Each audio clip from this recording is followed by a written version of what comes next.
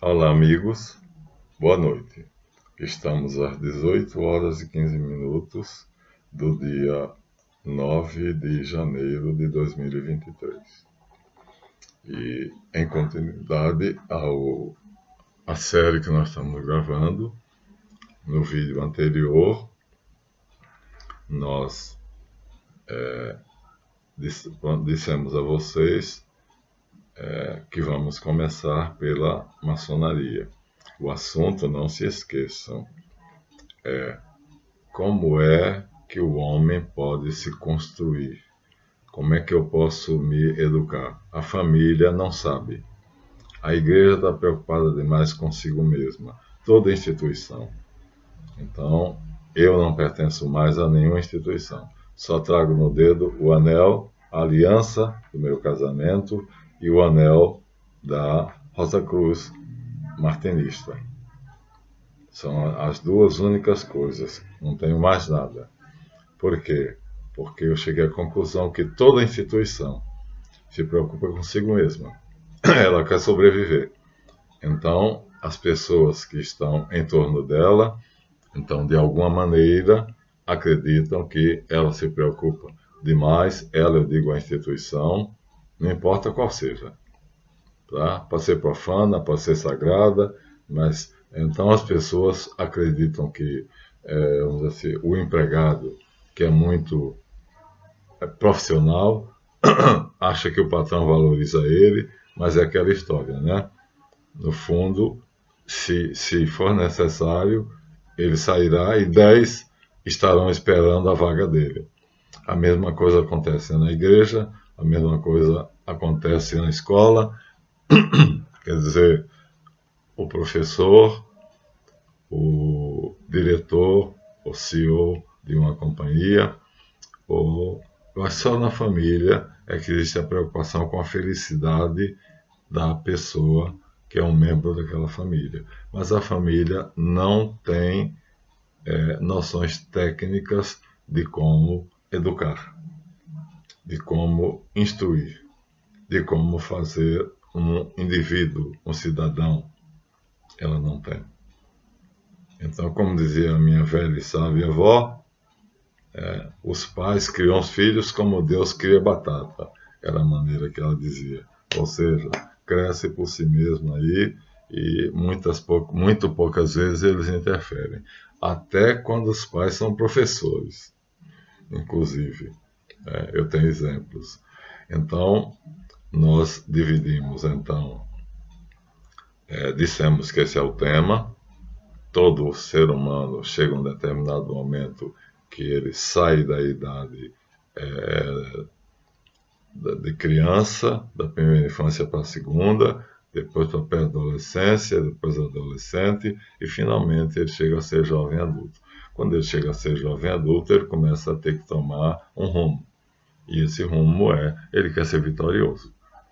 Para ele ser vitorioso, ele tem o corpo dele, cabeça, peito e ventre, que tem que funcionar bem, né? São 3 sistemas. No Sefer Yetzirah, a cabeça é representada pela letra Shin, que é o fogo, o peito é representado pela letra Aleph, que é o ar, e o ventre é representado pela letra Mem, que é a água. É um sistema belíssimo e funcional, né?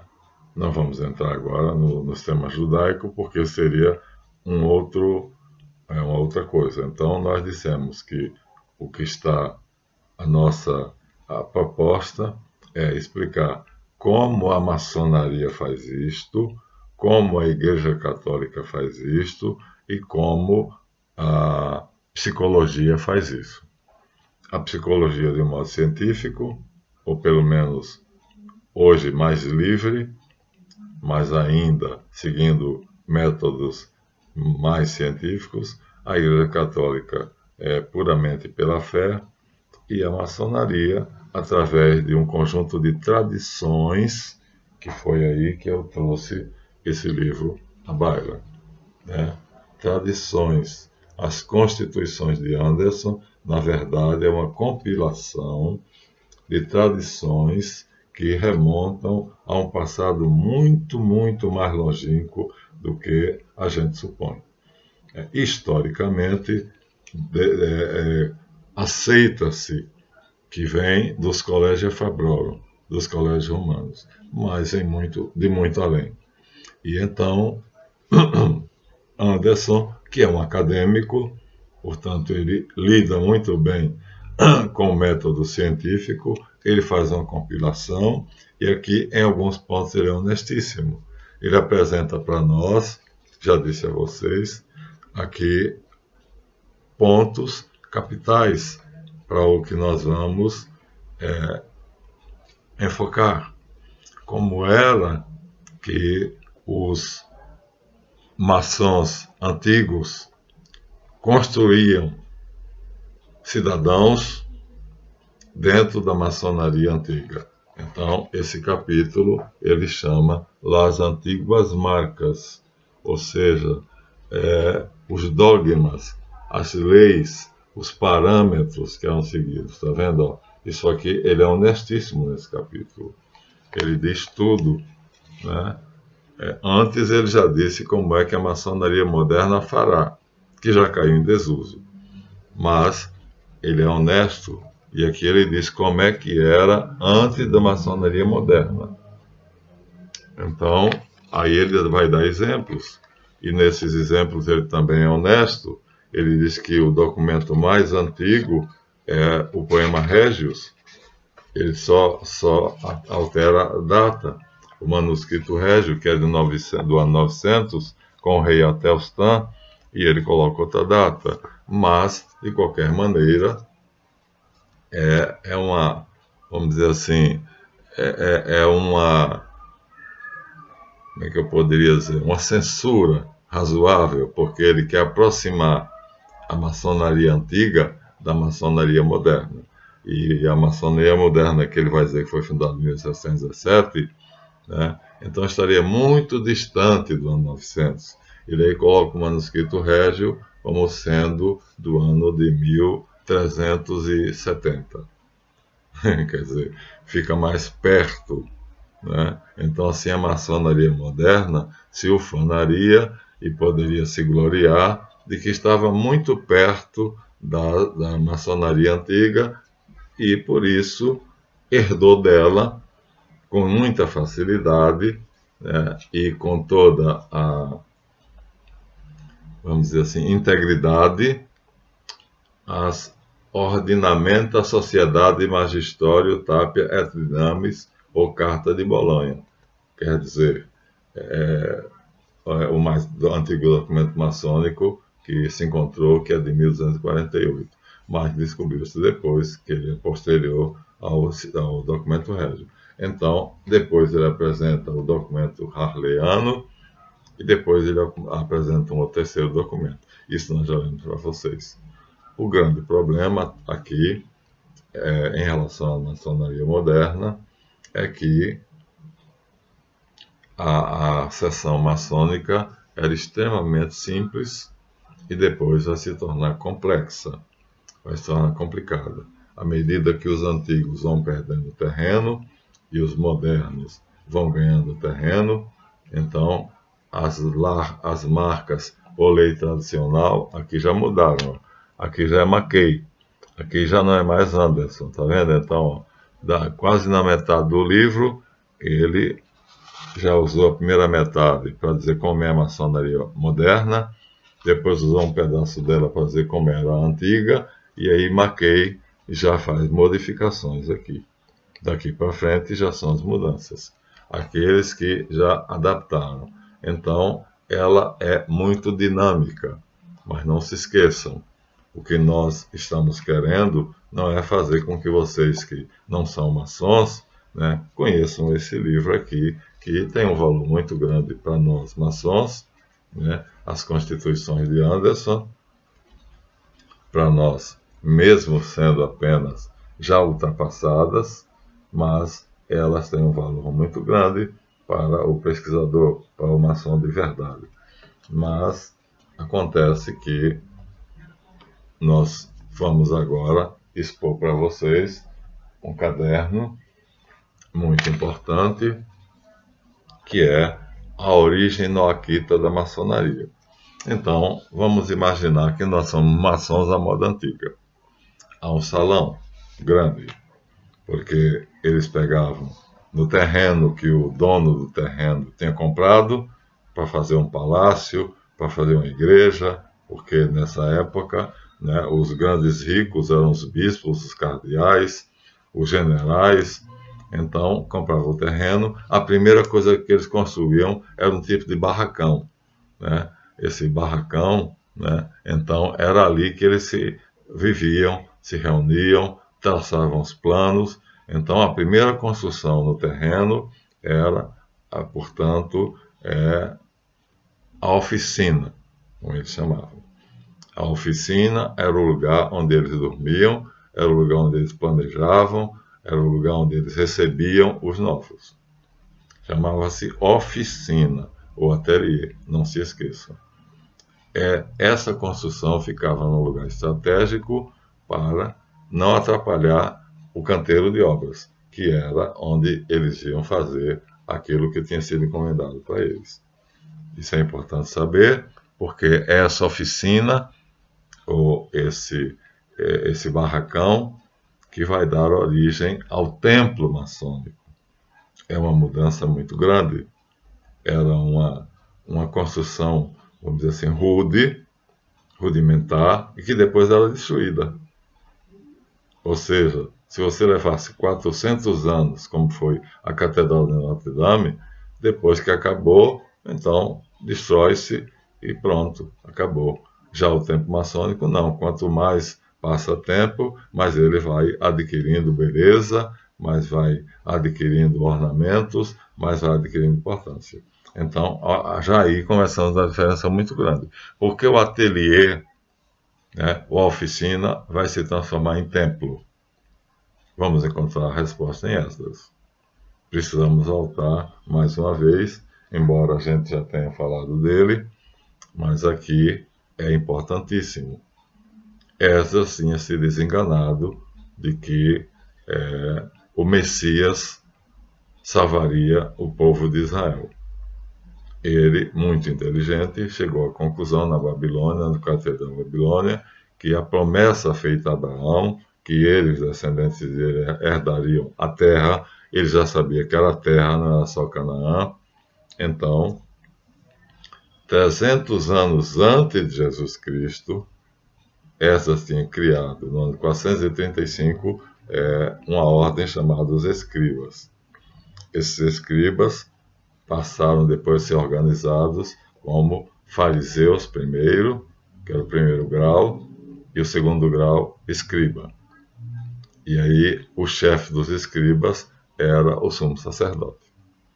Então essa foi a organização criada por Esdras, que permanece na maçonaria de hoje, aprendiz, companheiro e mestre.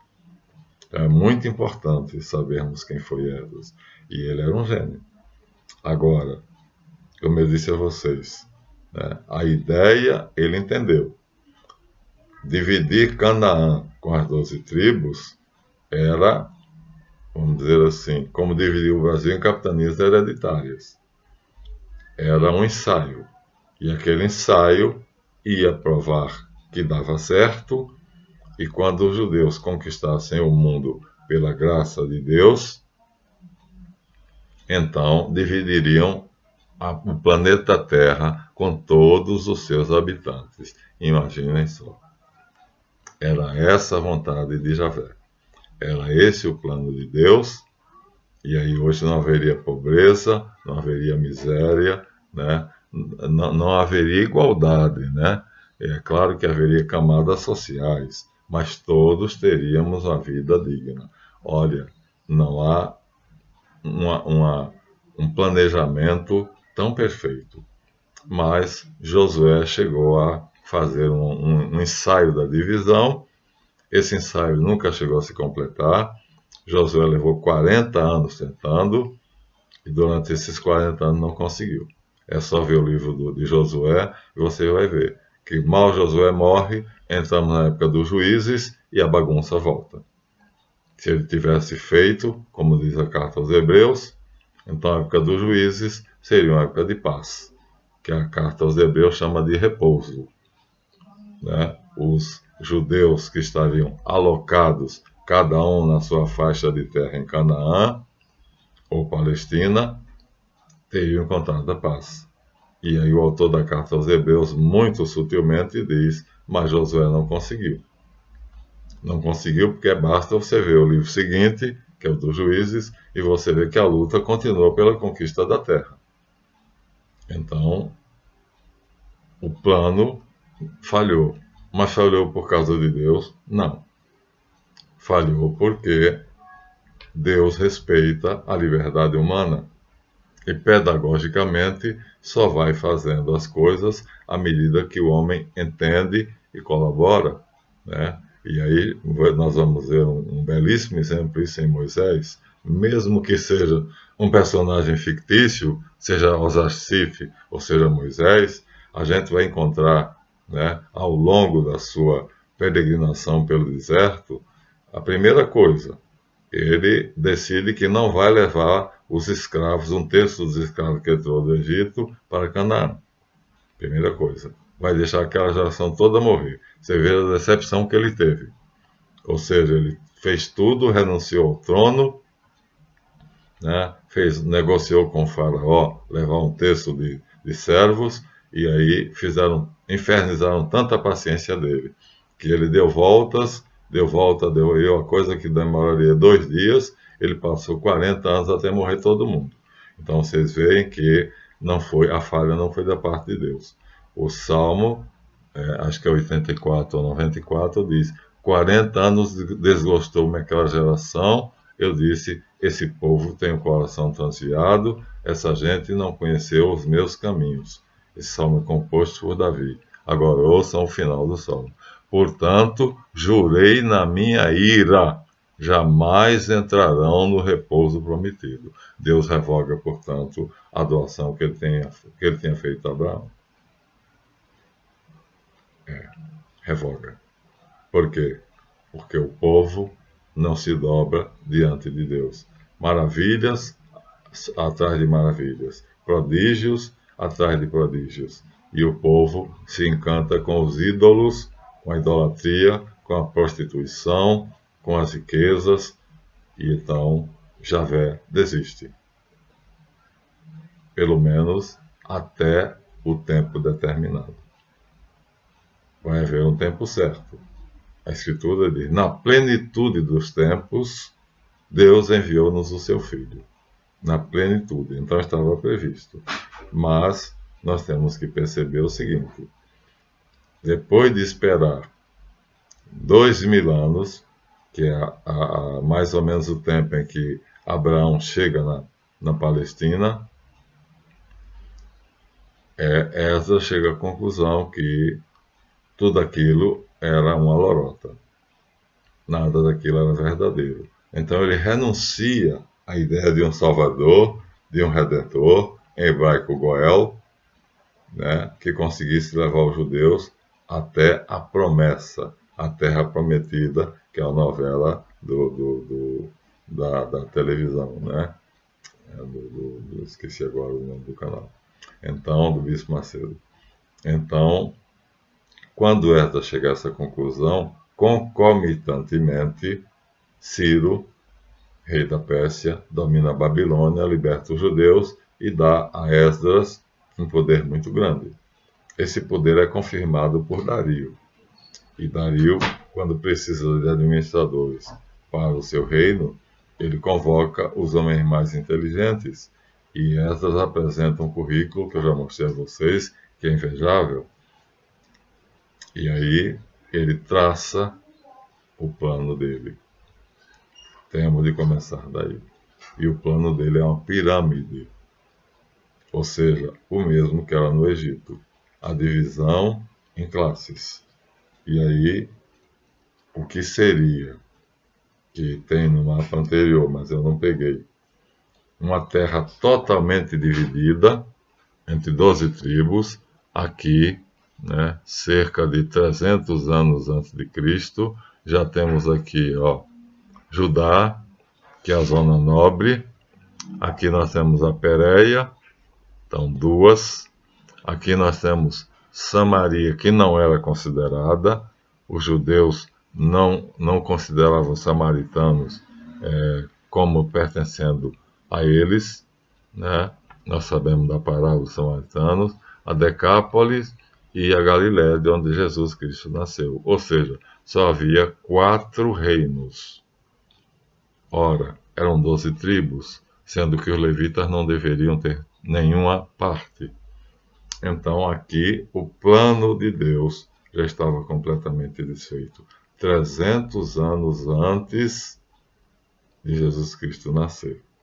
Vamos dar um pulo e vamos perceber que no ano 35 a.C., esse mapa, que já estava dividido em 4 reinos, ficou tão totalmente na mão de uma elite perversa, criminosa, porque a primeira coisa que Esdras fez foi se apossar do templo. Isso está no trabalho de Célio Silva, né?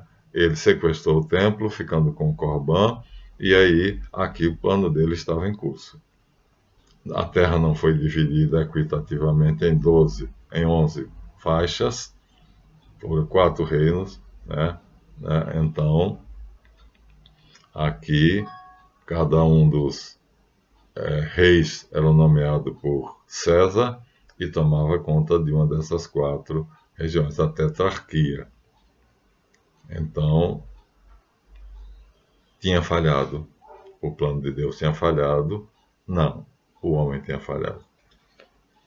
E aí, Esdras vai continuar no seu trabalho, a sua escola, que aqui nós temos, deve ser olhado assim.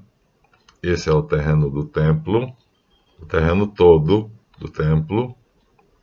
Mas, então, como eu disse a vocês, a primeira coisa que os construtores fizeram foi construir um barracão aqui do lado, né? E o material jogado por aqui, e para construir o templo aqui no centro.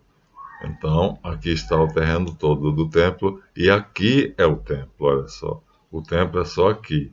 Essas 2 áreas laterais são áreas dos pagãos e áreas dos comerciantes. Então, os pagãos ficavam aqui, ouvindo os sacerdotes orarem do lado de cá. Isso aqui é um muro. Eles apenas ouviam. E os comerciantes ficavam aqui. Não estavam nem querendo aí ouvir o que é que os sacerdotes estavam fazendo. E só aqui era que era o templo. Vamos agora ao detalhe do templo. Vamos ao detalhe do templo. Aqui é que nos interessa. Esse aqui é interessante. Então, era um homem. E aqui chegamos ao ponto que nos interessa. Pena que só são 23 minutos, né? A cabeça. Não, desculpa. É os pés. Então é assim. Então aqui seriam os pés. Aqui seria. Tem uma divisão aqui que eles não colocaram.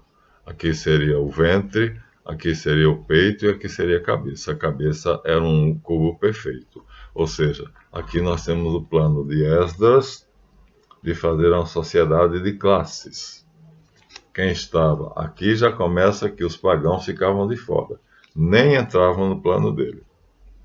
Se não fosse judeu de sangue, não entrava no plano dele. E os que entravam no plano dele, então ainda tinham que ser assim, ó. Os que ficavam nos pés, os que ficavam como se fosse apenas vendo o sacrifício ser feito. Aqui está o altar dos sacrifícios. Então aqui seria o vestíbulo, aqui seria a nave, aqui seria o pátio dos sacerdotes, que o altar dos holocaustos ficava do lado de fora. Então era uma sociedade dividida em 3 classes. Nessa classe aqui ficariam os muito pobres. Nessa classe aqui ficariam os comerciantes, os produtores agrícolas, aqueles que faziam a economia funcionar. E nessa classe aqui, recebendo o produto do que esses aqui, né, o produto interno bruto, a produção, então toda viria a escoar aqui. Ou seja, tudo assim como na cabeça. A cabeça é a parte mais irrigada do corpo. e recebe mais sangue do que qualquer outro órgão, então o santuário, que era o pátio dos sacerdotes, recebia todo o dinheiro da nação. Então até os miseráveis tinham de contribuir. Não é verdade. Mas assim, o Corban, que é o tesouro do templo, devia servir para alimentar os miseráveis. Os aleijados, os coxos, as viúvas, né, os deformados, aqueles que tinham nascido já na miséria, mas acontece que ele despreza eles. 35 anos antes de ele chegar, é essa situação que Jesus Cristo encontra. Ou seja, o homem construído por Esdras e a sociedade, como ele planejou, é, portanto, uma sociedade de classes estratificada. Quem está aqui não vai conseguir sair, porque não vai vir para cá, não tem dinheiro para vir para cá. É o dinheiro que move. Quem está aqui vai tentar manter o patrimônio. Se for dono de uma vinícola, se for dono de um vinhedo, vai cultivar o seu vinhedo. Se for dono de uma fazenda, vai cuidar do seu gado. Se for dono de cabrito e assim por diante. Se for comerciante, vai praticar o comércio. E tudo isso, todos eles vão contribuir com a 10ª parte da sua produção para os canalhas que ficam aqui. Ó, aqui, o Sancta Sanctorum, o Santíssimo. Ou seja, Esdras subverteu toda a ordem divina. E está na Bíblia. Então, o plano de Deus era este, na verdade, não deixava de ser uma sociedade estratificada, mas esses que ficassem aqui, eles teriam direito ao Corban, ou seja, teriam uma ajuda do Estado. Então poderiam ser até mesmo servos, mas não eram escravos, não haveria escravidão. E eles receberiam a quota deles, a porção deles de alimentos. Então não passariam fome, não haveria miséria. Eles serviriam a essa classe daqui, ou até mesmo a essa daqui, mas lhes era assegurada a dignidade de vida. Eles tinham casa, comida, roupa e dignidade. Então havia a divisão, havia. Ao mesmo tempo que isso aqui era a sociedade, era o homem. Então a criança, a partir dos 7 anos, aprendia a dominar os instintos. Então aqui estavam os instintos. Depois, a partir dos 12, fazia bar mitzvah e aprendia a dominar os sentimentos e os afetos. E aí, daí para frente, ele aprendia como é que funcionava a inteligência, a vontade, a memória e a sensibilidade. Gente, é notável. Isso seria no judaísmo. E aí, quando nós vemos uma loja maçônica atual, vou mostrar para vocês, vocês vão ver que essa planta é a mesma. Portanto, a maçonaria é apenas uma cópia, um decalque do judaísmo. Vou deixar o livro aqui de lado, vou marcar para não perder, e vou mostrar a vocês o que é a planta de uma loja maçônica atual. A figura é muito grande, eu vou ter que ter muito cuidado, porque o livro é pesado, mas deixa eu ver onde é que é o Oriente e onde é que é o Ocidente. Norte,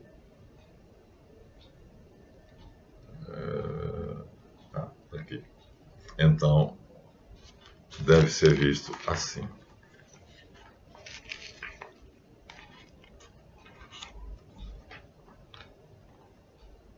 Não, desculpa, errei de novo. Cuidado, Marlon, senão se as marcações desabarem, você está ferrado. Deve ser visto assim. Então veja, é a mesma coisa. Aquela parte central, onde ficavam os homens, chama-se o piso mosaico. É a nave. Está vendo?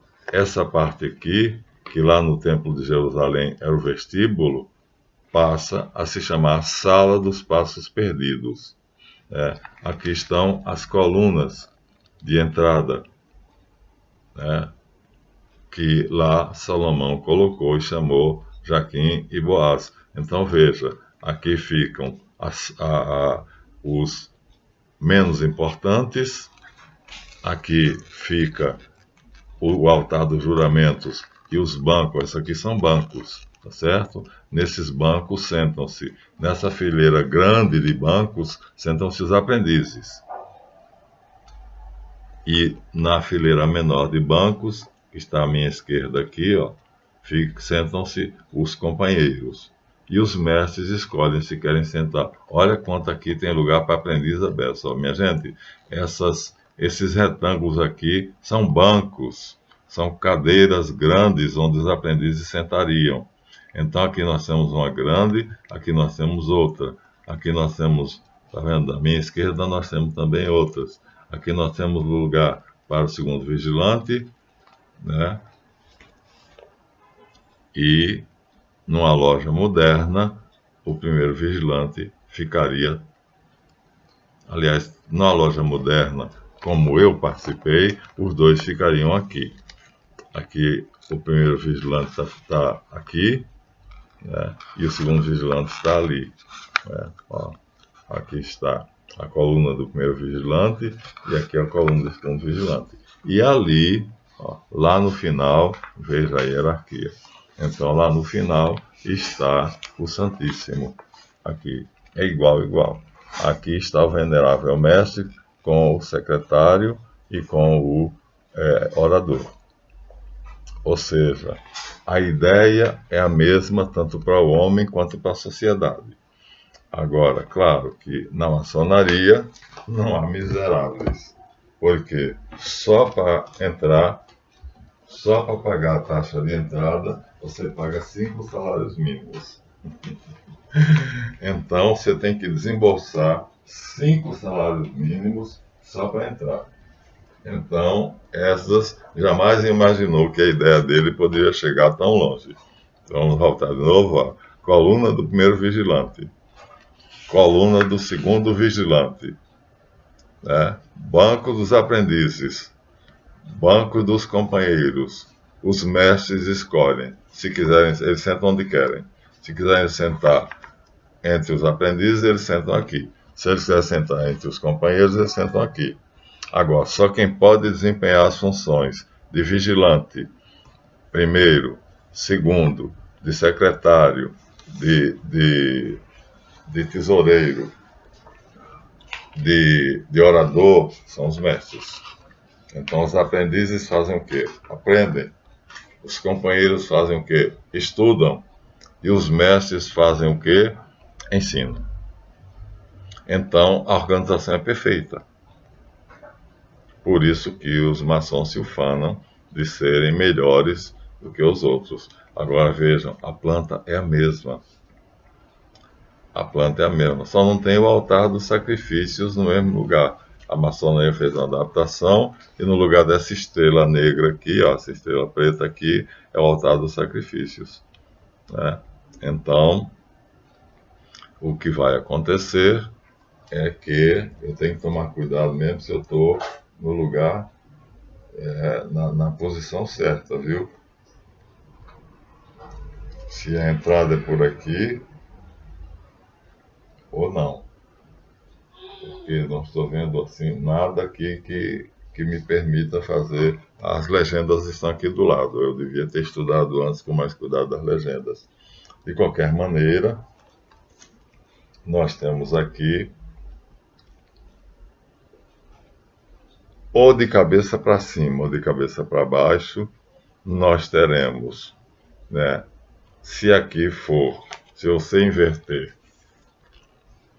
e aqui for o santuário, o Santíssimo, não me parece, porque tem uma coluna aqui, e essa coluna, se fosse do Venerável Mestre, deveria estar aqui.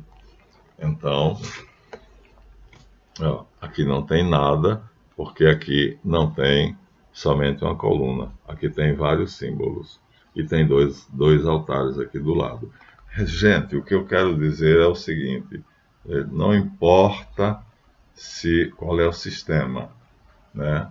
Mas o importante é O homem tem que aprender primeiro, né, a dominar a bagunça, o caos que reina no corpo dele.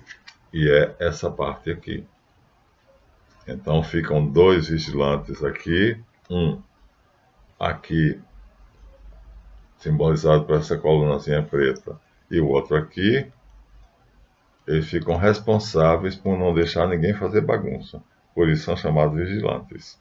E os aprendizes aqui não podem fazer nenhum movimento, até cruzar os pés, eles vão ser repreendidos.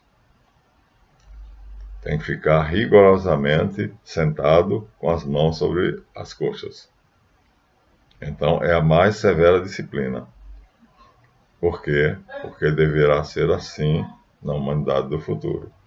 Então, aqui nós temos então os companheiros, aqui os aprendizes, aqui seria a Shekinah, ou seja, aqui eles disfarçaram um pouco, as dignidades visitantes de outras lojas sentam aqui, então é o Debir mesmo, é o Santíssimo, né?